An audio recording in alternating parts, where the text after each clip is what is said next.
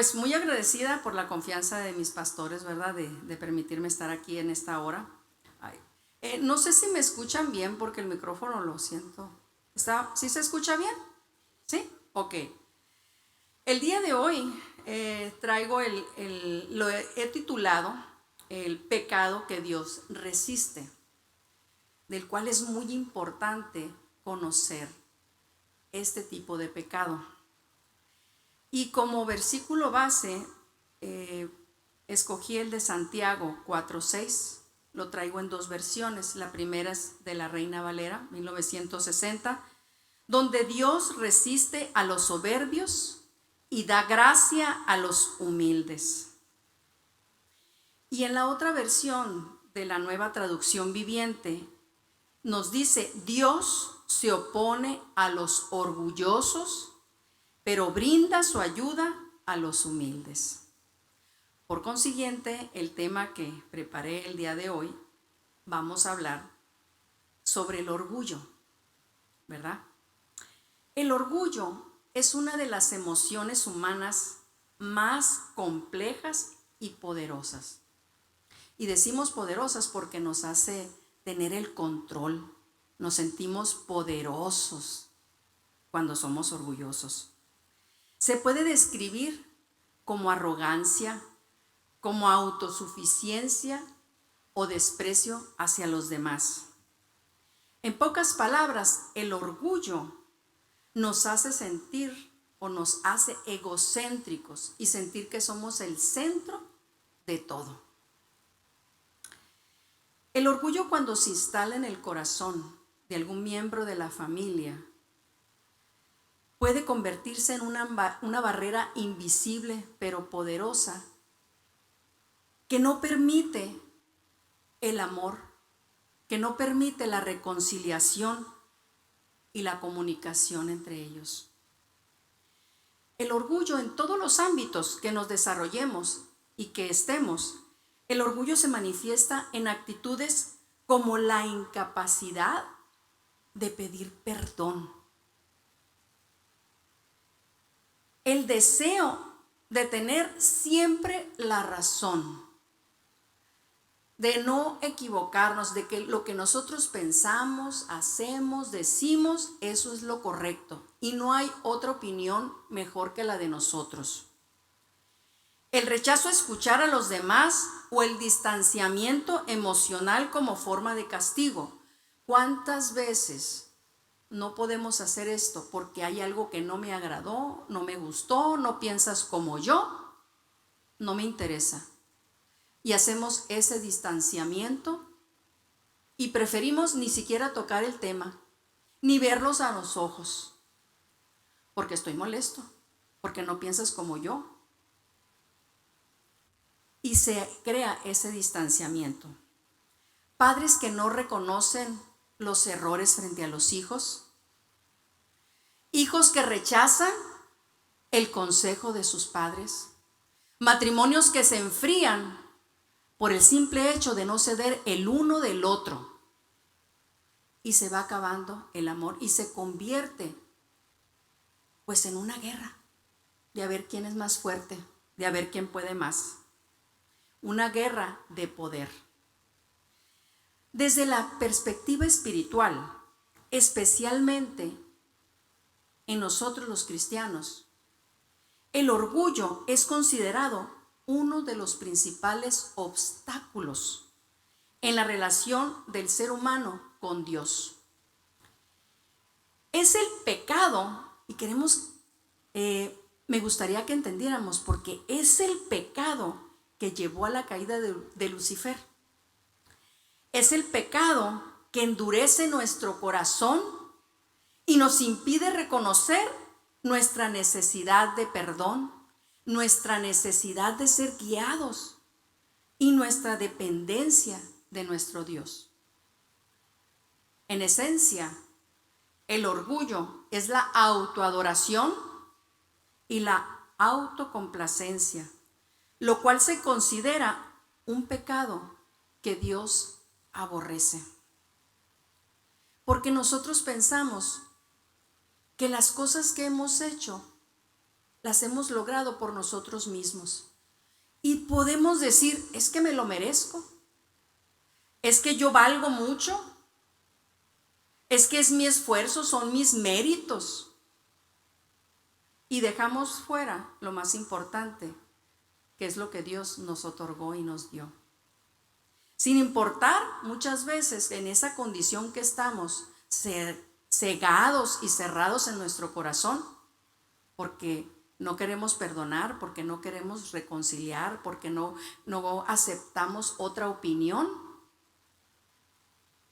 ofendemos a las personas y sobre todo a las personas que más nos aman y nos quieren. Y como lo vimos al principio, en el versículo de Santiago 4:6, Dios resiste a los soberbios y da gracia a los humildes. Y busqué la palabra resistir porque quería saber por qué Dios resiste. Y es aguantar o soportar. Imagínense, Dios nos aguanta, nos soporta cuando somos orgullosos. Aguantar y soportar de algo que resulta molesto. Eso es el resistir. Por lo que Dios se opone a aquellos que son arrogantes, orgullosos y se creen ser más superiores que los demás. Por eso Dios mira de lejos a los orgullosos. Por supuesto que queremos la bendición de Dios y queremos que Dios esté con nosotros. Por eso es tan importante el saber reconocer cuando estamos siendo orgullosos. Pero vamos a ver ahora, ¿qué es ser orgulloso?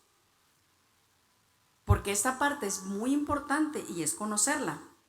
Primera, pues el orgullo es una de las emociones, dijimos, más poderosas, porque dijimos que nos hace tener el control de las cosas. El orgullo es una actitud de superioridad en la que una persona se cree ser más que los demás, que no depende de nadie, que no acepta consejos, se niega a reconocer sus errores. Se describe como arrogancia, autosuficiencia o desprecio. Necesitamos tener muy claro qué es el orgullo para poder detectarlo en nosotros y en los demás, sobre todo en las personas que más nos aman también, o sea, en nosotros y en las personas que más tenemos relación. Y a continuación veremos los sinónimos de orgullo, que son varios, los sinónimos de orgullo. Pero quiero aclarar algo, quiero hacer hincapié en algo, que muchas veces a manera de reconocer o a manera de honrar a alguien por sus logros, por lo que ha hecho, siempre decimos, estoy muy orgulloso de ti, estoy muy orgullosa de ti por lo que has hecho, por lo que has logrado, estoy muy orgullosa de mi familia, estoy muy orgulloso de mis hijos. Pero así como cuando decimos que, dije una mentirita blanca, no existen las mentiritas blancas. Mentira ante los ojos de Dios, ¿verdad que nos han enseñado que es mentira? Y no hay que mentiritas blancas. Mentira es mentira. O igual cuando decimos, ay, amiga, tengo la envidia de la buena por lo que tienes. No existe la envidia de la buena. Y lo podemos ver porque no existe. Así es el orgullo. No hay orgullo bueno. No trae nada bueno el orgullo y es un pecado. En los sinónimos de orgullo tenemos la soberbia, que es ese sentimiento de superioridad con respecto a los demás. Una persona soberbia. Y les digo que hay que tener muy en claro cada uno de estos conceptos, que esos nos van a ayudar a nosotros, ¿verdad? Para hacer cambios. Si estamos cayendo en alguno de estos sinónimos.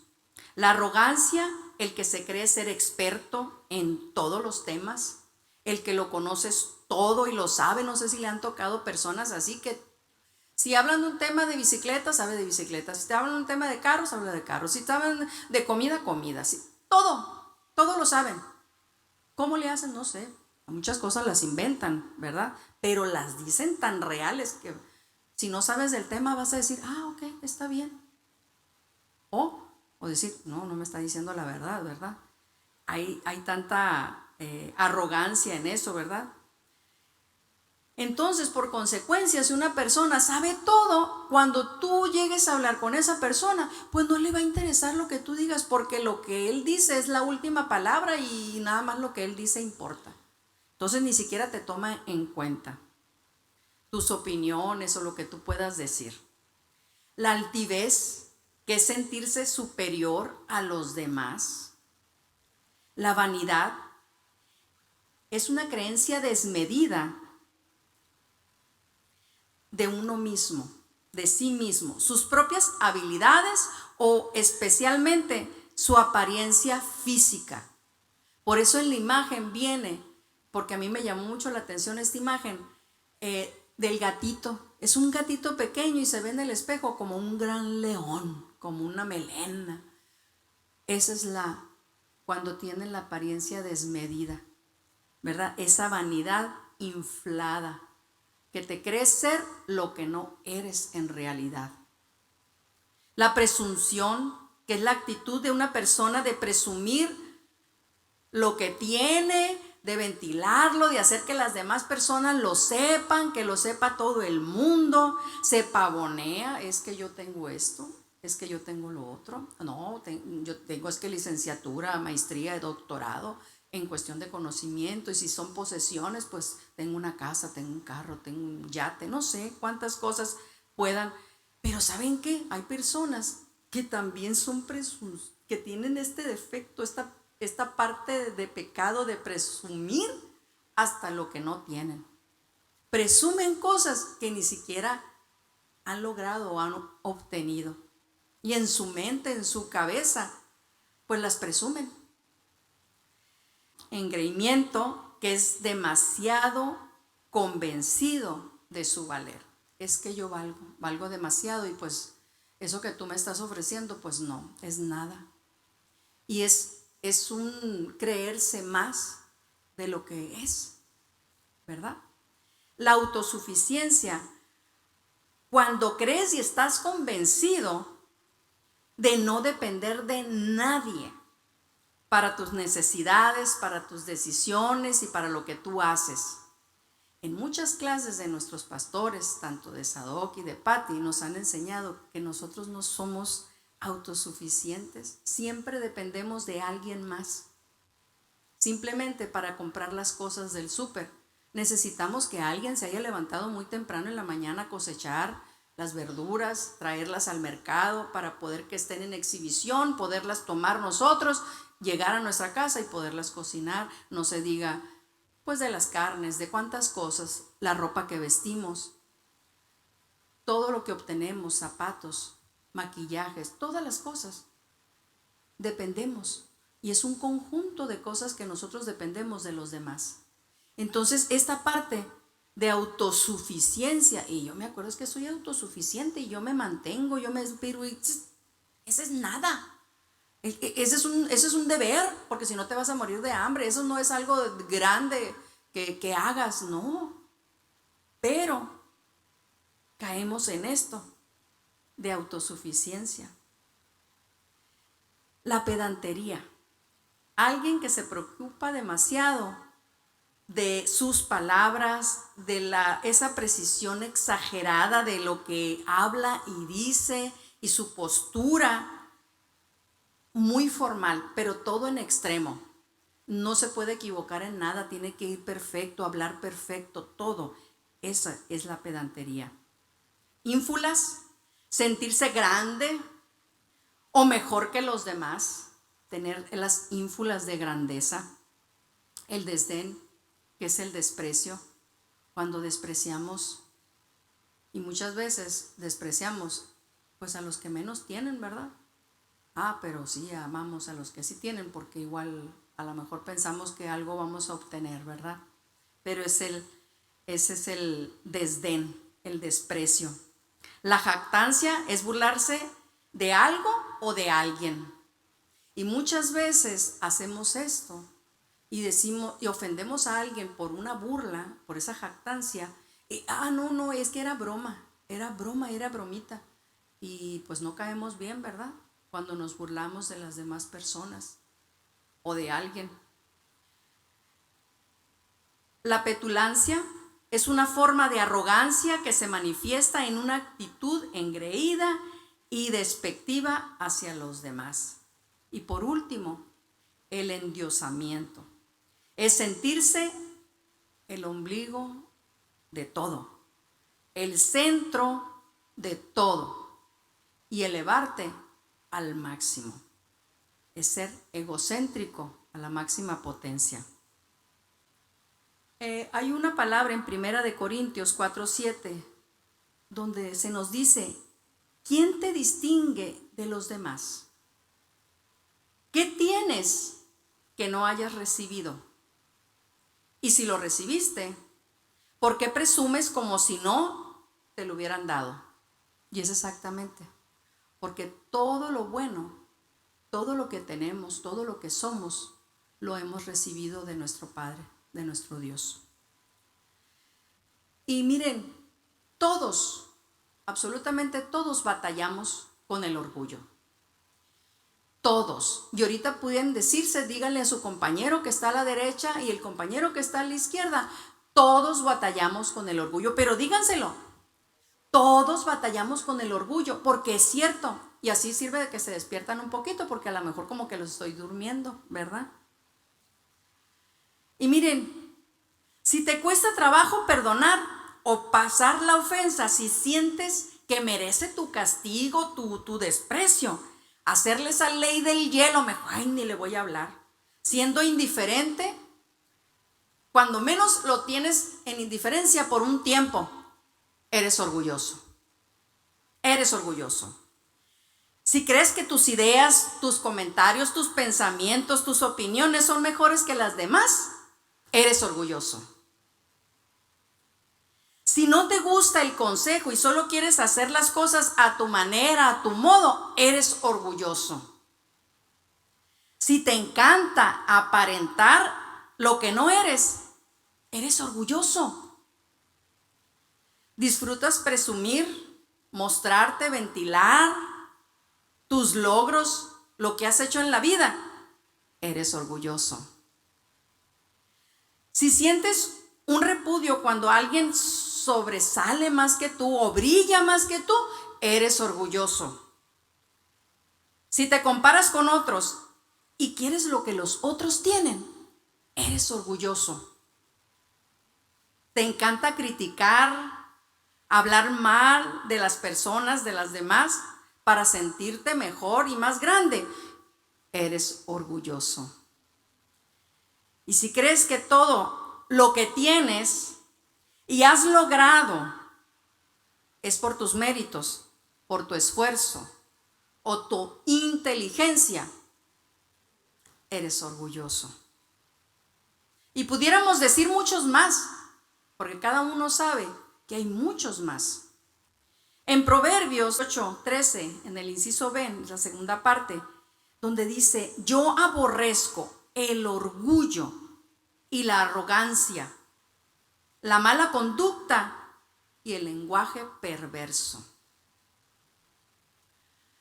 Es tremendo esto y es bueno saberlo, porque vamos a ver cómo el orgullo te ciega a tal manera que a lo mejor los demás te ven, pero uno no se ve. Uno cree que está bien, uno cree que no, ahí la llevo, o sea, no soy tan peor, pero no hay peor ciego el que no quiere ver. Por eso estamos aquí, porque queremos aprender y queremos reconocer cuando estamos cayendo en cualquiera de estas cosas que hemos hablado. Ahora vamos a ver cómo se origina el orgullo, que hay un principio. Primeramente, pues la autoconfianza, que no quiere decir que sea malo tener confianza, ¿verdad? No es malo. O sea, es una parte buena para poder avanzar, para poder hacer las cosas. O sea, pero cuando esa autoconfianza es tan excesiva y está mal enfocada, ahí ese es el problema. Es cuando una persona cree que no necesita la ayuda de nadie. ¿Para qué me dices? ¿Para qué me explicas? Si yo ya sé. No, es que no necesito que me digas nada. Hay muchas personas que ni siquiera se esperan a que les esté explicando las cosas porque ya lo saben. Que es lo que habíamos dicho ahorita, que personas que creen que ya lo conocen todo. Entonces, siempre creen tener la razón o que pueden siempre tienen la razón, y aparte todavía dicen que no dependen de nadie ni de Dios. Entonces, esto es el orgullo y ese es el principio, que es la autoconfianza. Creer que no necesitas de nada, ni de nadie, ni de Dios. Y andas por la vida haciendo tus decisiones malas, chuecas, porque si ni siquiera te das cuenta. El segundo sería el deseo o necesitar ser admirado o reconocido. Esa necesidad, porque hay una necesidad de decir, no, es que yo quiero dejar huella en este mundo, quiero que me reconozcan. Yo sé que han conocido gente así que quieren que sean reconocidos. Quiero que vean lo que he hecho. El orgullo también nace cuando se busca el reconocimiento, el aplauso o la aprobación más que la obediencia de Dios. Porque Dios nos puede decir una cosa, mijito, bájale 3 rayitas. Ah, no, pero no, yo quiero, es que quiero que me vean, quiero que me reconozcan, quiero que lucirme, ¿verdad? Queremos sobresalir, ser vistos, ser mejores, y eso nos ciega. Más que nunca, hoy en día, con la tecnología en la mano, tenemos ese problema de exhibirnos, de que nos vean dónde andamos, qué hacemos. Nuestra vida se hace pública. Y nos encanta que nos digan, nos manden mensajitos, qué bien te ves, qué suave, dónde estás y todo. Oh, qué rico, qué rico comes. O sea, todas esas cosas. Oh, se ve como una familia feliz, una familia amorosa. Aunque la familia esté vuelta de cabeza, aunque se hayan ido en el viaje porque les hacía falta, porque había mucho estrés en la familia, mucho conflicto, pero la imagen que quieres proyectar, pues en realidad, pues es otra. Pero tú quieres ser aceptado por las demás personas, que te vean bien, no quieres que te vean derrotado, ¿verdad? Ese es un gran problema porque nos ciega y hoy en día la tecnología, vemos que va esto en aumento, nos damos cuenta. No podemos decir que no pasa porque sí sucede. Y la otra sería cuando nos comparamos con los demás.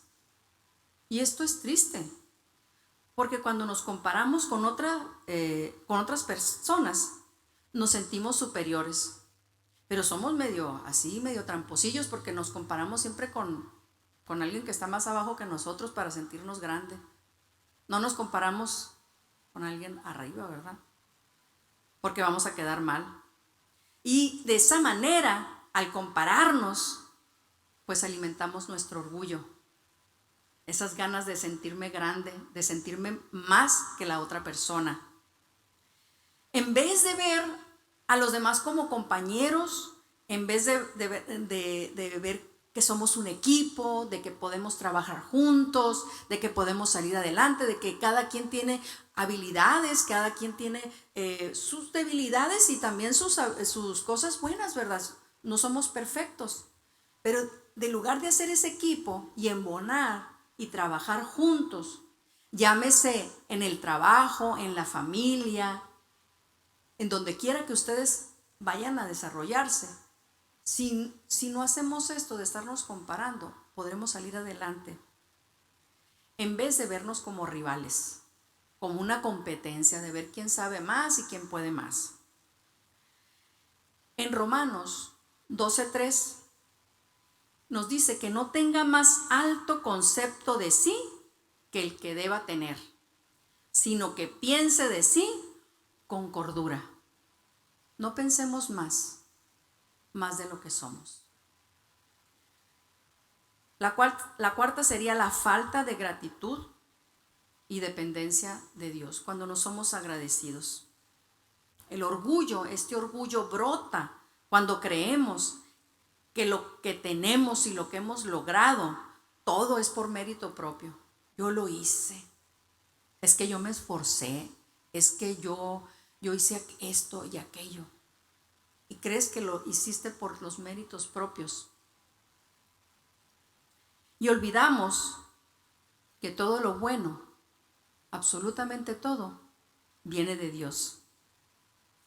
Santiago 1:17 nos dice: toda buena dádiva y todo don perfecto desciende de lo alto, del Padre de las luces. Y eso es cierto. Todo lo que podamos tener es porque Dios ha sido bueno con nosotros. En Salmos 10:4 nos dice: el malo, por la altivez de su rostro, no busca a Dios. No hay Dios en ninguno de sus pensamientos. Es lo que estamos hablando. El orgullo te ciega. La altivez te ciega. Y por último traigo las heridas emocionales, cosas que hayamos vivido o que estemos pasando por esa inseguridad disfrazada. A veces el orgullo es una máscara. Personas heridas o inseguras lo usan para protegerse del rechazo o para no aparentar ser débiles.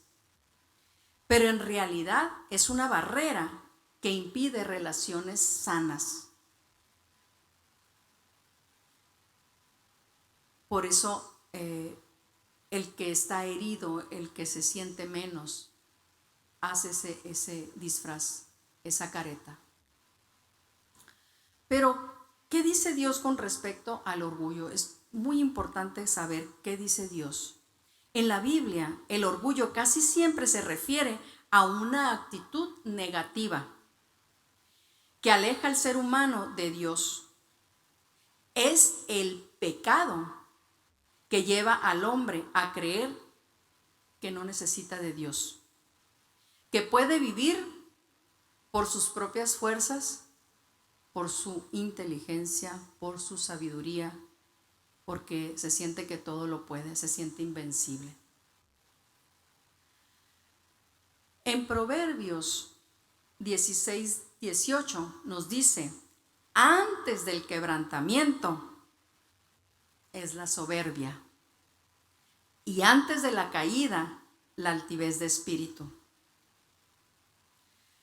En consecuencia, el orgullo es la antesala de la ruina, de la caída. Siempre un orgulloso va a caer. Tarde o temprano va a caer.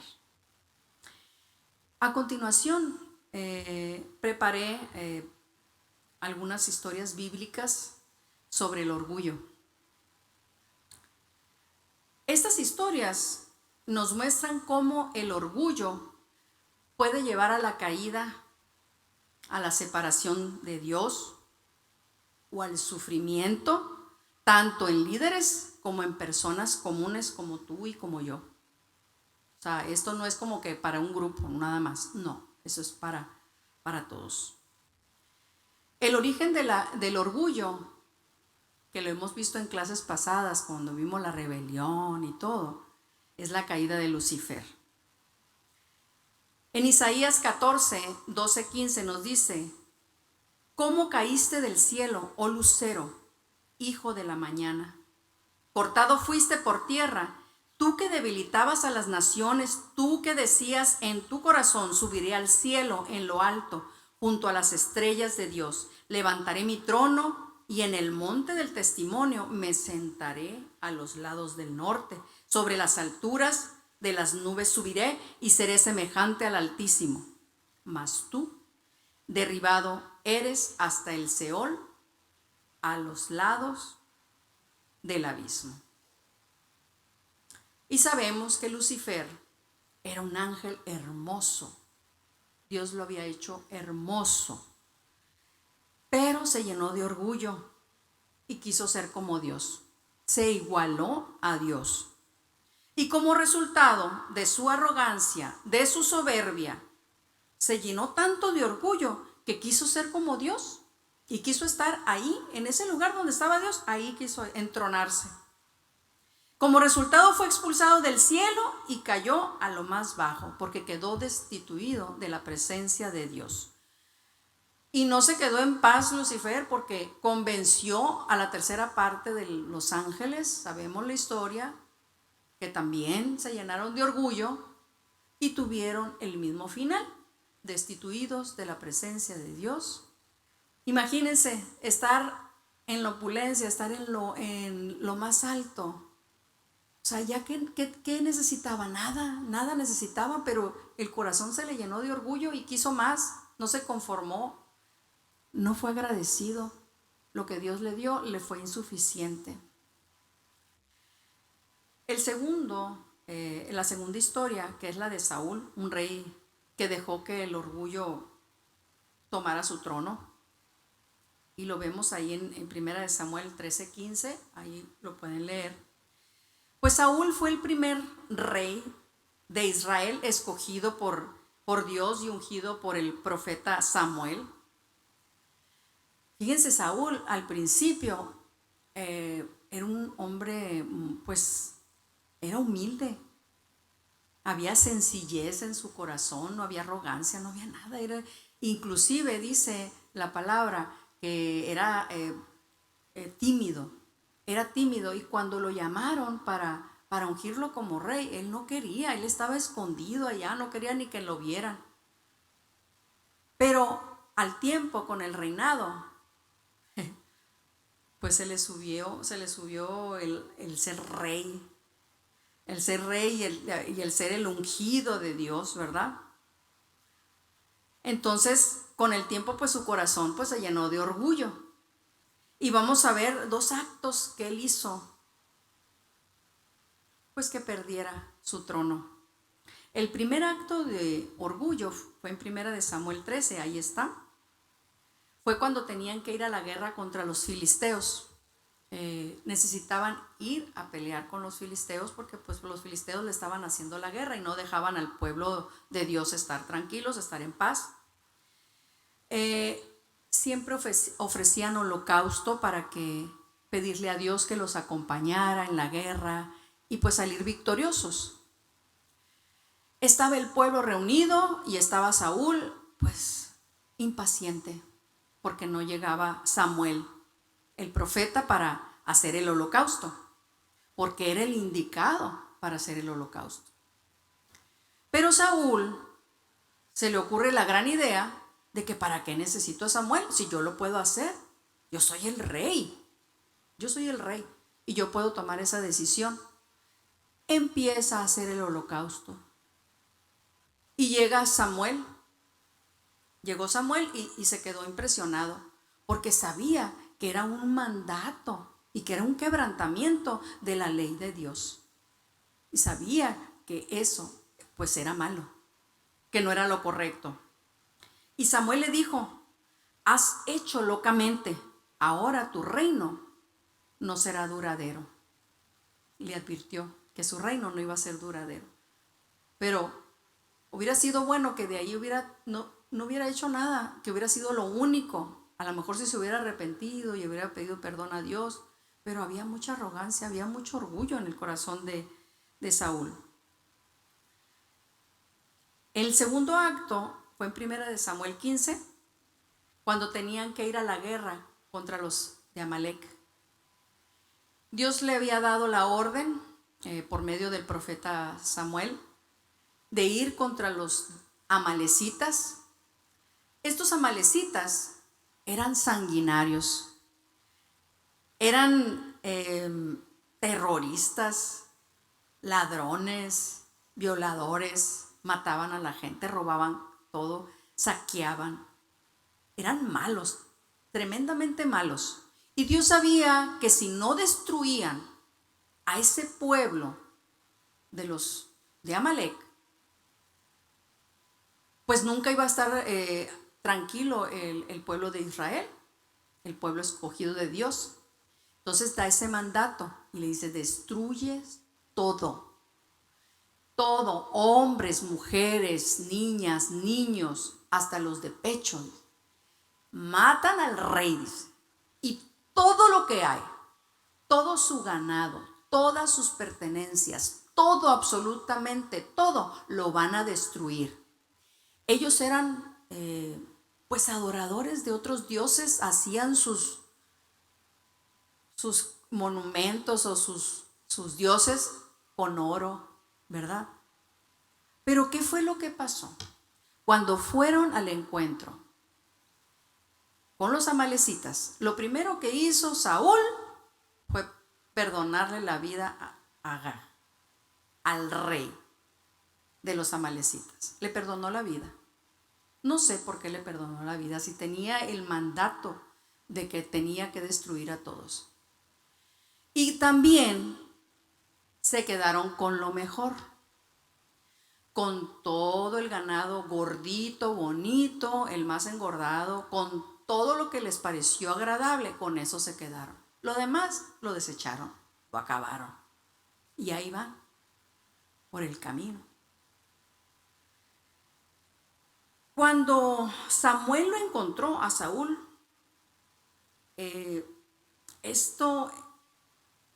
Saúl quiso justificarse. Y por supuesto que culpó al pueblo. Él no tuvo nada que ver. Ahí sí, él no tenía nada que ver, ¿verdad? Incluso dijo que lo había hecho para ofrecer sacrificios. O sea, todo el ganado con el que se quedó, no, es que es para ofrecer sacrificios para Dios. O sea, él se justificó. Y eso es lo que hace cuando eres tan arrogante, cuando tienes ese orgullo tan elevado.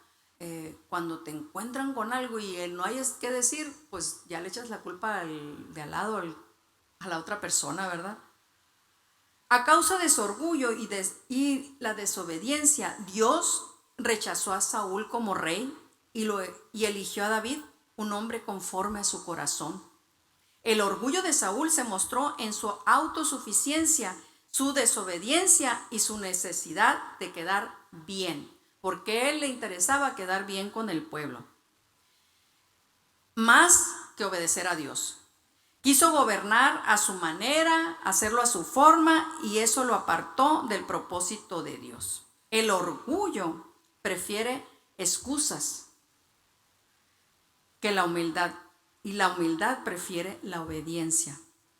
El corazón de Saúl ya no le interesaban los intereses de Dios, sino los suyos.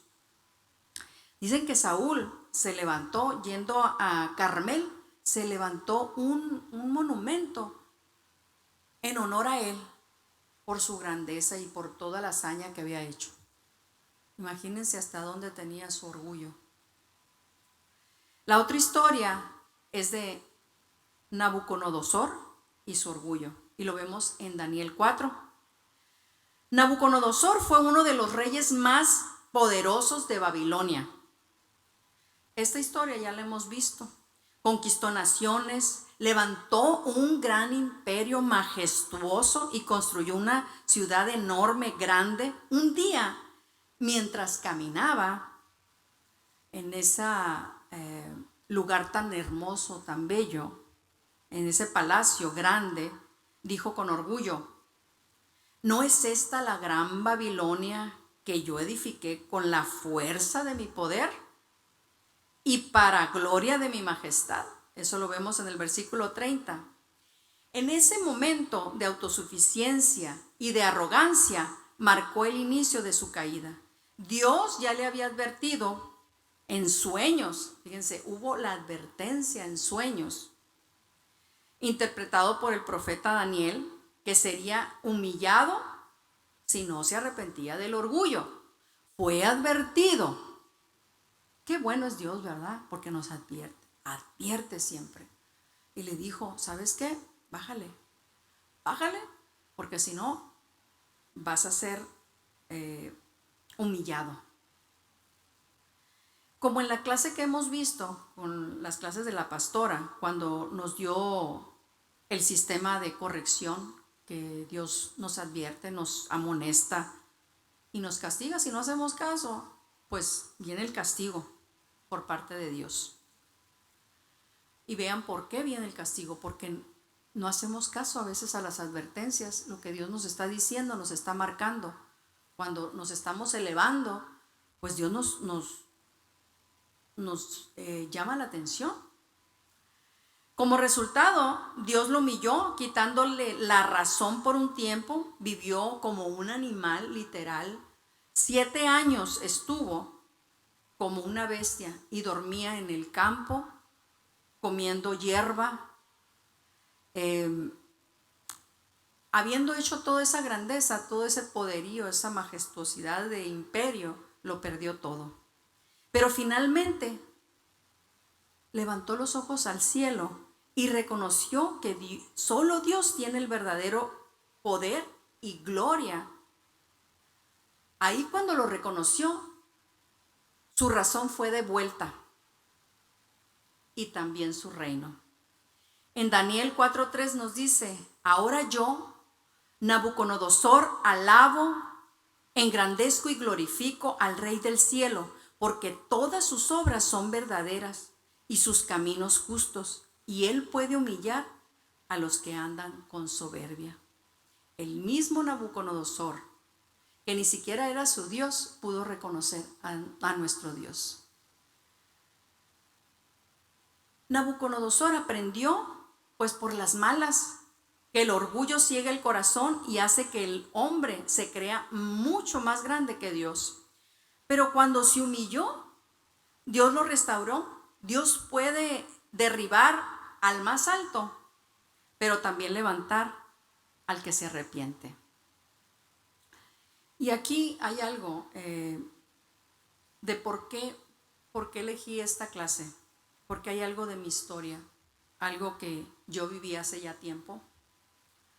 Cuando escuché esta historia, yo tenía poco tiempo de congregarme aquí en la iglesia.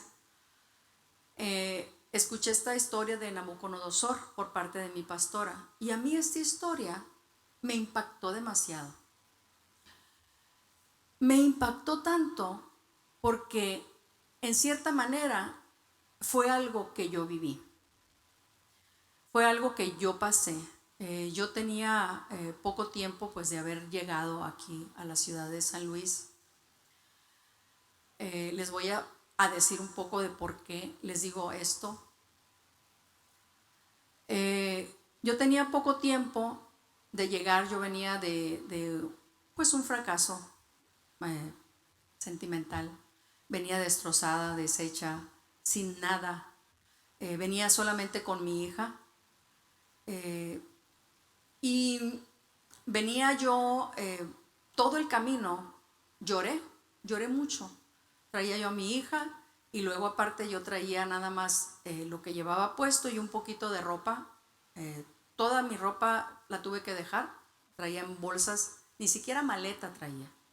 Traía bolsas del súper, esas de que nos da los supermercados, de esas aguaditas. Así traía yo la ropa, la mía y la de mi hija.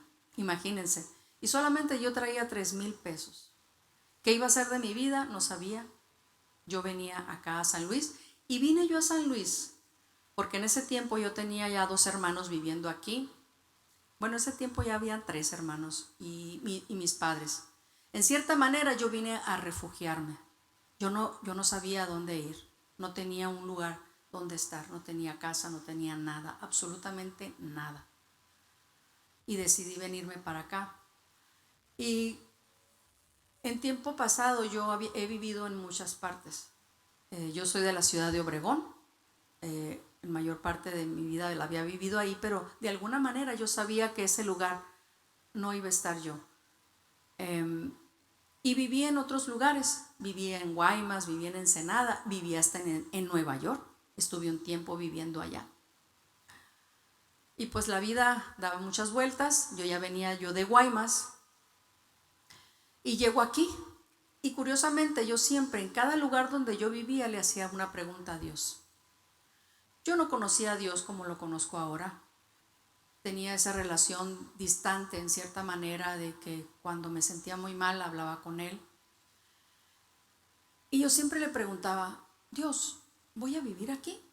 O sea, si yo preguntándole que si iba a vivir ahí, a echar raíces y el resto de mi vida, si iba ahí a formar familia y todo y a estar ahí. Y de alguna manera Él me mostraba que no. En cada lugar donde yo viví siempre le preguntaba. Y siempre de alguna manera me lo hacía saber y era un no. Cuando yo llego aquí a San Luis,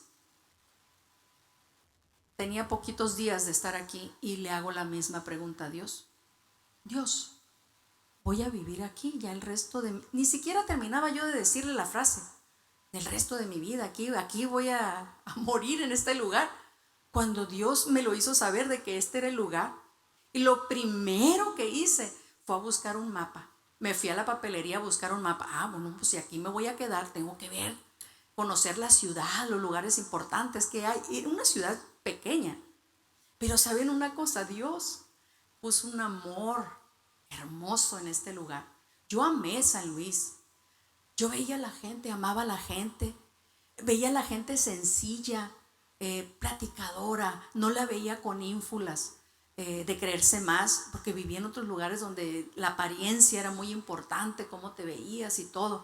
Pero aquí San Luis yo lo vi una ciudad pequeña, una ciudad próspera, de muchas cosas buenas.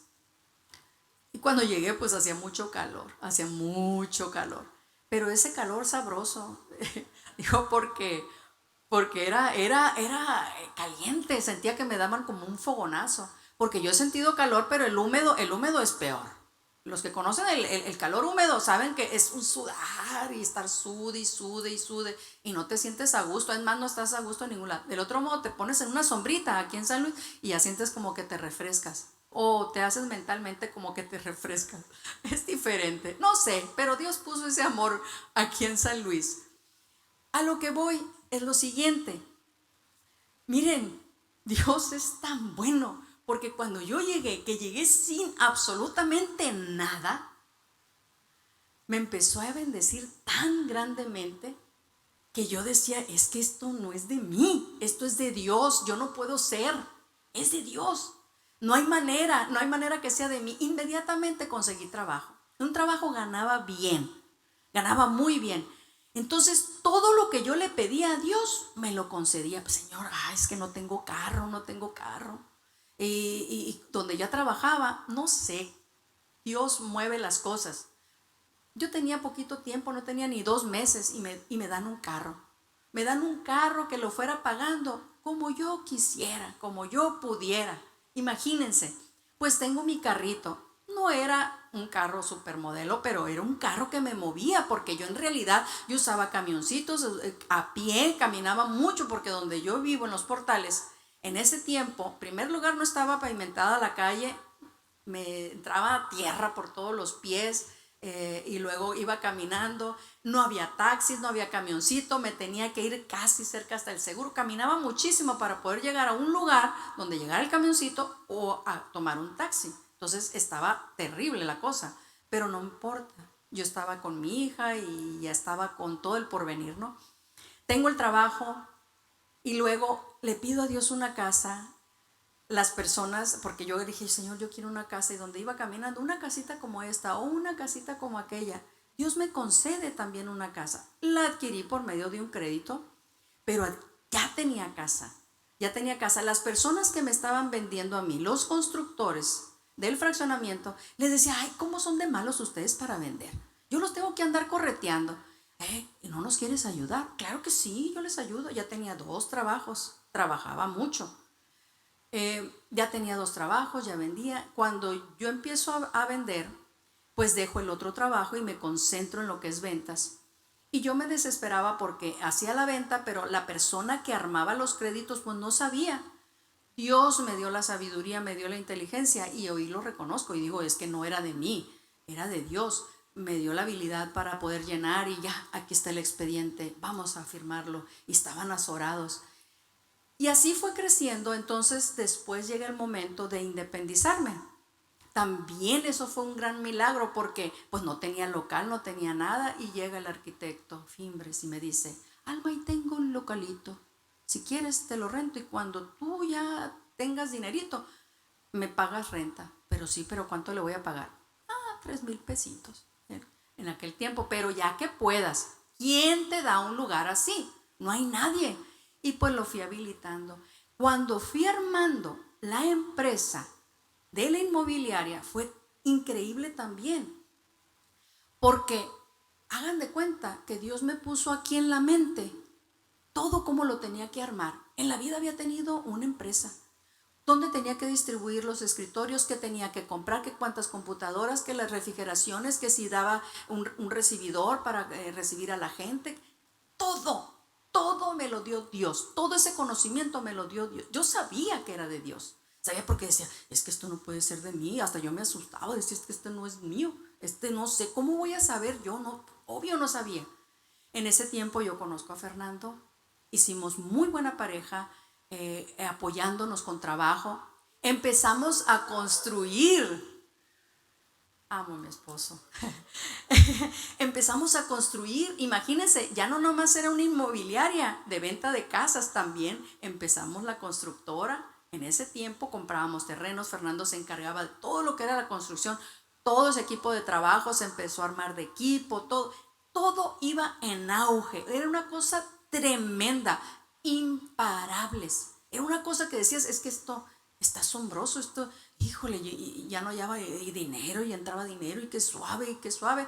Fuimos comprando que la casa, que los muebles, fuimos comprando carro, fuimos haciendo muchas cosas, teníamos la inmobiliaria, todo era un asombro. Pero en tanta cosa grande, majestuosa, como el rey Nabucodonosor, me llené de orgullo. Me llené de orgullo. No me enorgullezco de eso, porque dijimos que no existe el orgullo bueno. No me hace sentir bien, porque yo ya me olvidé de Dios. No, al rato era yo la que decidía, y no, esto se hacía así porque yo digo, y no había quien me rebatiera lo que yo decía, la opinión. Si tenía que correr algo, ahorita me voy a conciliación y lo vamos a correr rápido. No me tocaba el corazón. El orgullo creció tanto. Ay, pobre Fran, lo corrí como 20,000 veces en la casa. Muchas veces lo corría y le sacaba las cosas a la calle. Yo era imparable, yo me creía todo. Todo esto que estuvimos mencionando, todo lo tenía en el corazón. ¿Qué fue lo que pasó cuando yo me llené de orgullo? Lo perdí todo. Así como estaba acá arriba, terminé abajo. Lo perdí todo, bueno, casi todo, porque tenía a Fernando y a mi hija. Casi perdíamos la casa, no teníamos para pagar, no teníamos apenas si lo necesario para vivir. Pues íbamos a perder la casa porque no pagábamos la hipoteca, no había dinero. Perdí la inmobiliaria, por supuesto. Todos los trabajadores los fui despidiendo, ¿saben qué? Pues no, ya, ni siquiera la persona que hacía la limpieza, nadie. Al rato yo estaba solita nada más, y me decía Fernando: ya cierra. No, es que ¿cómo? ¿Cuándo voy a atender a la gente aquí?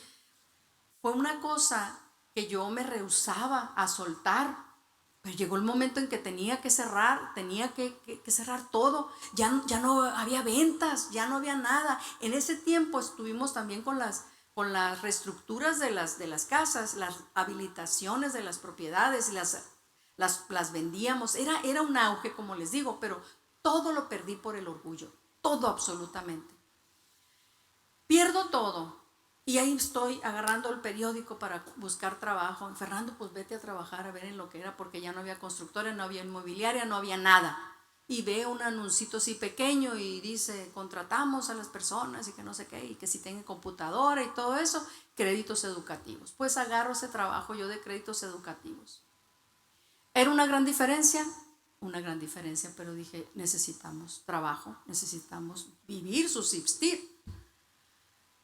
Y agarro ese trabajo, y obvio lloré, sudé, me entraba tierra en los pies. Era una cosa tremenda. No tenía ni siquiera para pintarme el pelo.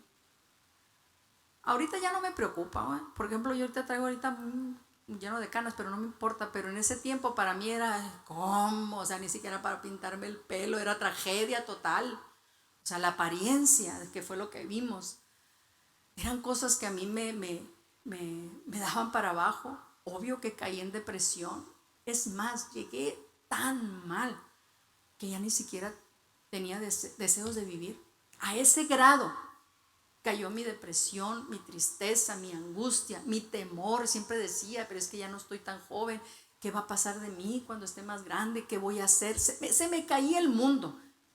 Se me caía completamente el mundo. Hay una palabra que dice en Proverbios 16:18, y me quiero ir hasta acá porque ya no creo que aquí. Pues me llené de orgullo, de arrogancia, autosuficiencia, no necesitaba de nadie, me peleaba con todos, me peleaba con Fernando, con mi hija, con el que se me atravesaba, me creía invencible, poderosa. Pero pasó lo que dice en Proverbios 16:18, al orgullo le sigue la destrucción, la altanería, el fracaso. Y así como les dije, como Dios me lo dio todo, también me lo quitó. Fue el orgullo, mi actitud de superioridad, al que uno se cree mejor que los demás, despreciando consejos, te niegas a reconocer tus errores, no pedir perdón. Aunque uno sepa que uno la regó y que está fallando, no pides perdón. Crees que siempre tienes la razón y no te equivocas, tú eres perfecta. Cuando tus deseos, lo que quieres o esperas, es lo único que realmente importa, sin pensar en los demás y sobre todo en las personas que más te aman. En Levítico 26:19 dice: y quebrantaré la soberbia de vuestro orgullo y haré vuestro cielo como hierro y vuestra tierra como bronce. Así veía yo esta tierra, como bronce. Ese esplendor, eso maravilloso, yo ya veía esa nube negra arriba de mí. Y miren, el orgullo humano no resiste ante la soberanía de Dios. Solamente la humildad trae la restauración. En Daniel 4:37, yo ahora les digo, yo Alma, Pelochino, Güerita Mazapán, alabo, engrandezco y glorifico al Rey del cielo, porque todas sus obras son verdaderas y sus caminos justos, y Él puede humillar a los que andan con soberbia. Y yo le doy gracias a Dios que me hizo ver mi soberbia, porque por eso estoy aquí. Si yo no lo hubiera visto, jamás me hubiera acercado a Dios. Pero era en esa necesidad de decir, yo ya no tengo nada. ¿Qué tengo? Nada. No había nada en mi corazón. Yo sabía que necesitaba de Dios, pero solamente así como Nabucodonosor, que miró al cielo, levantó sus ojos y pudo reconocer al Dios, y que todo lo que yo había obtenido venía de Él, y que por mi soberbia, por mi altanería, por mi orgullo, mi autosuficiencia, el creer que no dependía de Dios, cuando lo reconocí, me devuelve todo. Me lo fue devolviendo todo.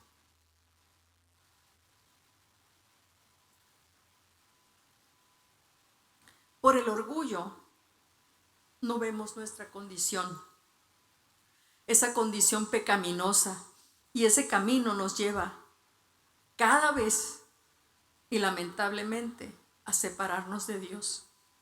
Y si no tenemos a Dios, no tenemos nada. Nos separamos de Dios, de las personas que nos aman, y formamos una barrera invisible, endureciendo nuestro corazón. Pero en esta hora, en este tiempo, ahorita podemos preguntarnos, a manera de reflexionar, para conocer qué tan orgullosos somos, porque no te das cuenta.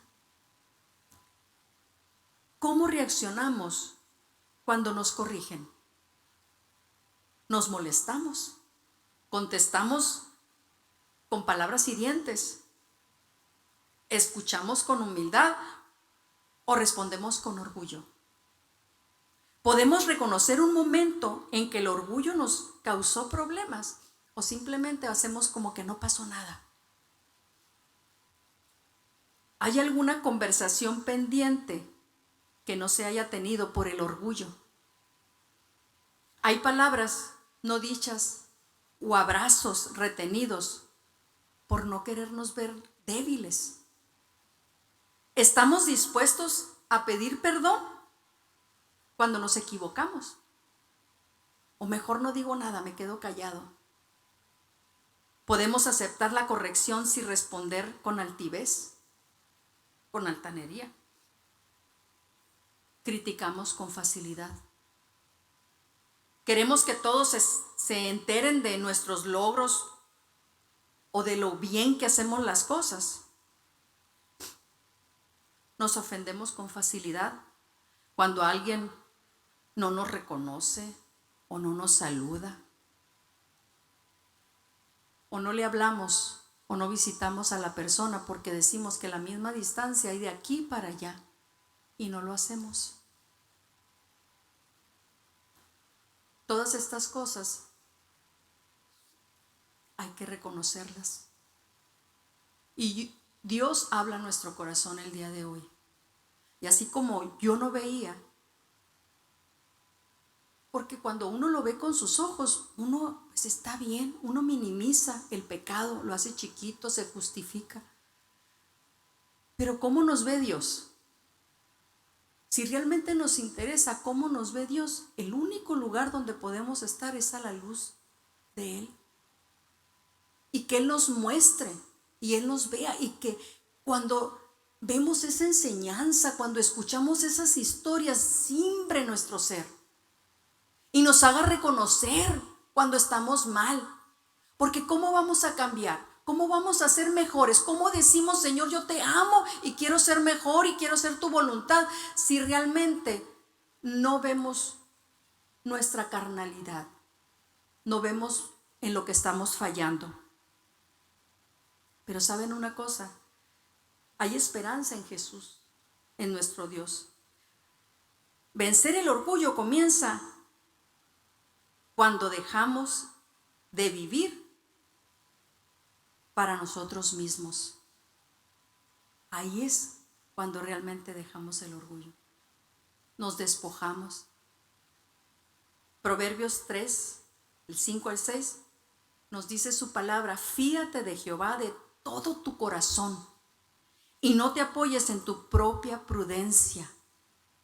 Reconócelo en todos tus caminos y Él enderezará tus veredas. Y nos dice también: mira que te mando, que te esfuerces y seas valiente.